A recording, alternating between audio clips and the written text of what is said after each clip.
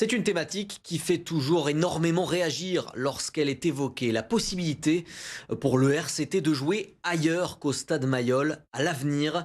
Une éventualité qui se précise, c'est même inéluctable selon les mots de Bernard Lemaître, le président, dans une interview parue hier chez nos confrères de l'équipe. Cette position est-elle comprise, partagée ici à Toulon? Hugo Bonnefoy.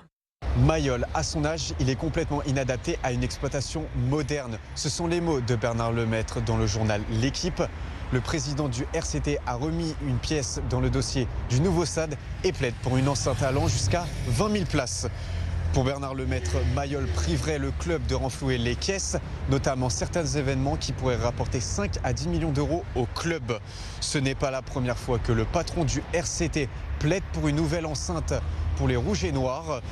Les supporters toulonnais interrogés ce vendredi sont plutôt partagés.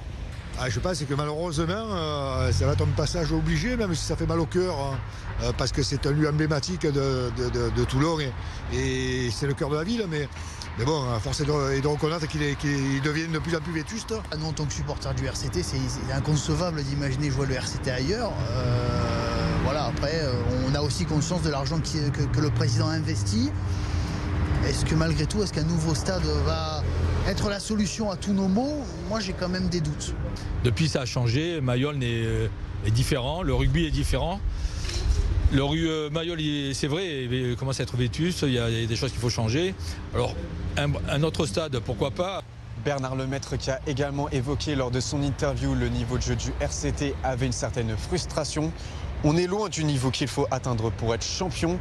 Prochain match des Varois, ce sera à Mayol, justement pour la 3e journée de Champions Cup dimanche, avec la réception du Munster à 14 h.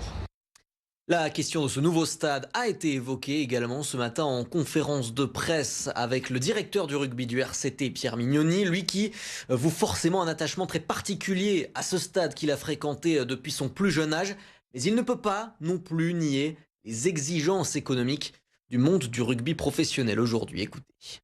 Il faut comprendre que le président travaille en parallèle avec des structures très qualifiées pour savoir ce qu'on peut faire dans l'amélioration moderne de Mayol. D'accord ? Donc à partir de là, des conclusions seront faites. C'est pas à moi de les débattre aujourd'hui, c'est un peu trop tôt. Vous voyez ? En plus, on va être en période d'élection et tout, donc c'est un sujet, effectivement, c'est un vrai sujet, mais c'est un sujet, au-delà avant de dire il faut partir de Mayol, être à côté de Mayol, rénover Mayol, j'en sais rien, mais en tout cas, ce qu'il faut, sur le plan économique, aider le club. Pour pas que le club se retrouve dans 5 ans, dans 10 ans, quand Bernard sera plus là ou quelqu'un d'autre viendra, que le club soit à la merci et soit en difficulté sur le plan économique.